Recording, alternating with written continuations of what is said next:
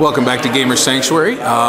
We are just beginning our intrusion at Ora Recente's campaign. Tonight was just registration, breaking both sides up into teams. We're going to hopefully feature at least 2 bat reps from every session, and we're meeting every other week to play this campaign. It's a true living campaign. Results from every mission every week are going to impact the way the campaign goes. It's going to change the mission for next week if the Xenos side wins as opposed to the Imperial. I'm putting a lot of work into it, and I'm hoping everyone's going to have a good time with it. Tonight, though, we're just going to do some fun open games. Mike and Jeremy are going to be testing out the new Tyranid rules, and Adam and I are going to be tweaking his Tau tournament list.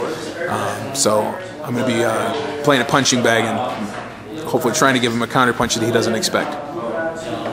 Seeing as how I will be playing my Space Marines for the campaign, I'm going to use them tonight. I have Chapter Master Ozkar with his Terminator armor, Burning Blade, and Storm Shield. He is going to be leading 3 Devastator Centurions with Grav Cannons and Hurricane Bolters, and they are riding in their Land Raider Redeemer.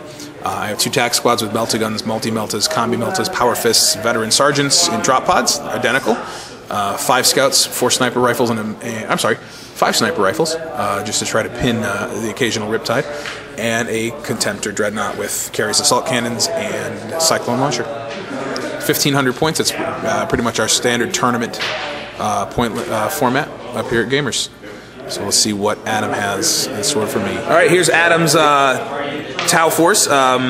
He's been stripping and repainting all of his battle suits to be part of his Farsight Enclave, and he also has Farsight himself. This is the primary detachment with Farsight and an Ethereal. He was showing this off on our blog. Some nice airbrushing on the cloak. It's really good work. We've got a Battlesuit Squad with Fusion and Plasma. The Kroot are actually part of the primary detachment to give them the 2nd troop. And then the Riptide with the Ion Cannon and Fusion. And then as an allied detachment, there's a support commander with all the goodies and a Twin Link Flamer, a squad of Fire Warriors, a Tetra Squadron, a Broadside Squadron with missile drones, high-yield missile pods, smart missiles, all the works there, a Barracuda, and another Riptide with Fusion Cannon, with the Ion Cannon and smart missiles. Alright, so we're going to roll off from mission, deployment, and tune back in after that. Alright, here we are after deployment and missions. I have, I actually got to deploy second. I have my 5 scouts in the building guarding my Emperor's Will objective. My Contemptor Dreadnought is hiding behind there, ready to come out and shoot, giving himself some cover. Meanwhile, the Land Raider's just sitting there saying, "Come at me, bro." Adam's got both his Riptides up front, Fire Warriors in the building, Kroot out flanking, Ethereal attached to the broadsides, and all the battle suits with Farsight are deep striking in. I have 2 drop pods of troops in reserve. One will come in, of course. The other will come in normal reserve. I am using the Star Phantom Chapter Tactics, so I do get to re-roll 1s if I roll a 1 for that drop pod. Centurions and the Chapter Master are in the Land Raider.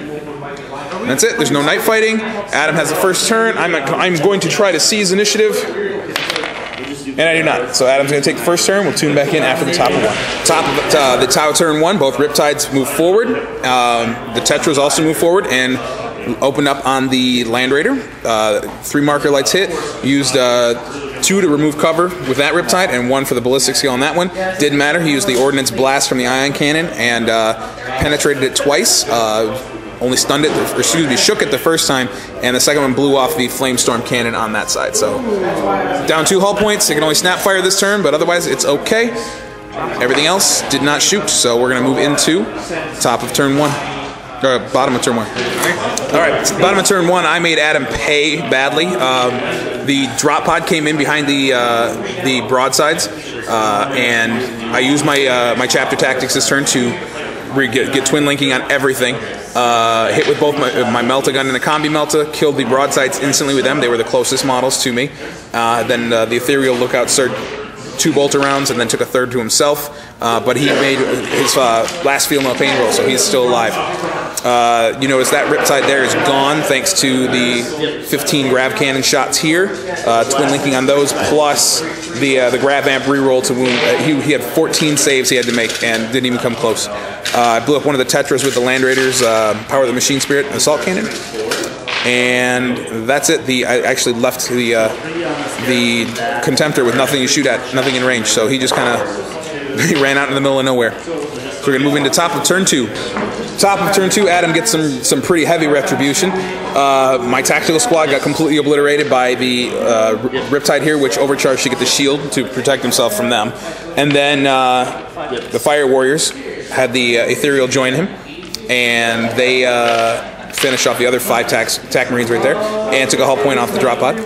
Over here, Farsight and his boys just gang raped the Contemptor Dreadnought and blew it up with Melt-A-Gun right in the back. And I lost only a single scout to the crew.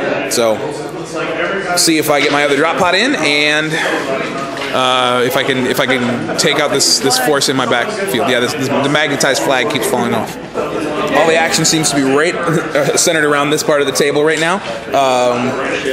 I backed up the Redeemer and flamestormed into here. I hit 6 of the crew, but only killed 3 of them, and failed to do anything against the battlesuits, including a couple hits with a snap-fired assault cannon. My snipers, only 1 hit, and failed to wound on the crew too. That would have helped them immensely. So I was feeling pretty dejected, and then I moved on to the Centurions, who hit, of their 15 shots, hit 13 of them and wounded 10 on the Riptide, and that's just with the grav cannons. The bolters, actually, I wounded 5 times with the Hurricane bolters as well, and dropped that Riptide down, even though he had his 3-up invuln. So I'm feeling pretty good about taking out 2 Riptides with that squad. We're going to move into turn 3, though. Adam's going to see if his flyer comes in, and it does. And then hopefully he's got some ion cannon shots on them. And then I'm going to say bye-bye to my scouts. All right, Adam had some good luck and some bad. We'll start with the bad. The Barracuda comes on the table and promptly overheats its plasma gun and dropped a single wound off my Centurions with all the burst firing from the cannons. The Tetra over there shot as well. The Fire Warriors shot, and that's all that happened to the Centurions. 1 single wound. So they're okay. But over here, you see the Land Raiders gone. I'll get to that in a second. The scouts were killed by all the recruit. I failed every single armor save I had to make. It was just pathetic. But over here, the 3 fusion guns shot, and only 1 managed to pen, even with Tank Hunter. So it immobilized it. And Adam assaulted in and could not get a 9 with Farsight's armor beam. So it was down to the support commander and his Onager Gauntlet, and he just fisted one right up the tailpipe, blew it up, killed one of the recruits, killed both the drones, and the Land Raider finally killed something, I guess. Yeah, he didn't do a whole lot this game. So we're going to move into the bottom of turn 3, see if I can get my other drop pod in, and try to kill some of these guys. All right, here's where all the action continued to go down. My other drop pod came in, and bolter rounds annihilated all the recruit there. And over here, the Centurions turned and shot and killed all of the battlesuits and put 2 wounds on Farsight. So they are pretty beat up, and I just missed a charge by 1 inch. I rolled a 5, a 4, and a 3, and I needed a 5, a 4, and a 4, and I would have gotten them in there. So we're going to move into top of 4. That Flyer's going to shoot some stuff. They're going to shoot some stuff, and they're still hanging back there. All right, Adam's shooting took out 1 of the Centurions, and 3 or 4? What do we say? 4? 3. 3. 3 of the Marines over here from the Barracuda. Dropped the drop pod to a single hull point, blew off the Storm Bolter, and then Farsight decided not to shoot and tried to charge in but failed. He rolled a 5 when he needed a 6. So Farsight and his buddy are just chilling right there. So hopefully I can get around the corner and whack him with my Centurion dude, whatever the heck they're called. I'm really tired today. All right, moving into bottom of turn 4. Bottom of 4, again, it revolved completely around this section. My Centurions kept coming.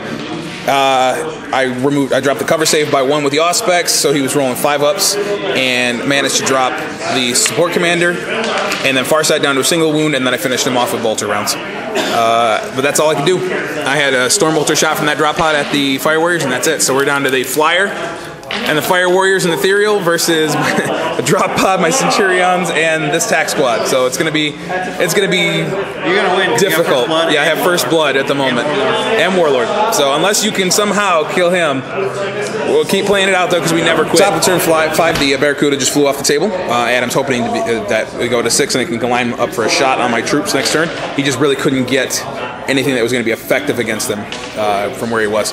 And the Fire Warriors and Barracuda all shot at the Centurions, but I made all my armor stuff, so we're good. So let's see if I can turn around and take some of them out with some lucky shooting. Bottom of turn 5, the Centurions turned around, ran into the woods, which turned out to be nothing, and then shot at all the guys in the ruins. Now, this is something a lot of people play incorrectly when they play with ruins, but if you have clear line of sight to the models in the ruins, unless it's on a base and it's declared as area terrain, you actually have to be covered by the ruin. We got bit at Adepticon pretty badly by that.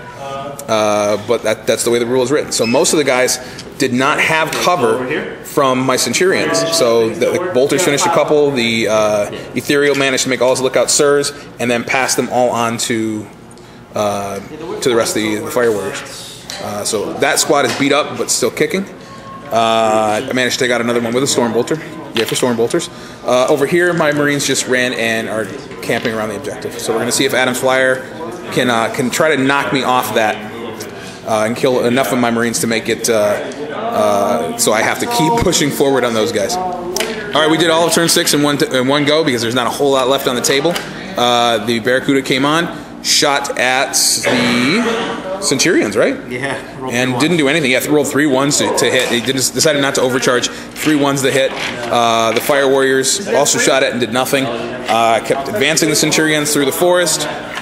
Killed one more of the Fire Warriors, and they had all gone to ground, so that with the Ethereal being the closest to get a 2-up cover save, because the objective here is a scatter field. It gave him a +1, so that was a 2-up ruin when you go to ground there. And that guy in the back gets cover from my guys. And that was it. The game's going to end with a score 5-3 in favor of me. Oh, I took a hull point off of him with a bolter shot too. It's going to end 5-3 in my favor because I have that objective. I got First Blood from the Riptide and Slay the Warlord for killing Farsight. And Adam has 3 points for holding that objective still. I couldn't kill that stupid Ethereal. He managed to survive an awful lot. So, good game. Adam's tournament list and tournament play, I think he needs to knock some of the rust off. Even though he's been playing pretty regularly, we both were making a lot of forgetful mistakes. Forgetting to roll for reserves and bring things in, forgetting feel no pain on units, stuff like that. So we had a lot of going back. I actually had to film one turn 3 times before we finally got the actual right results. But the other game we're keeping an eye on here, the Tyranid Necron battle, Mike is playing with the 6th edition Codex, is still going on.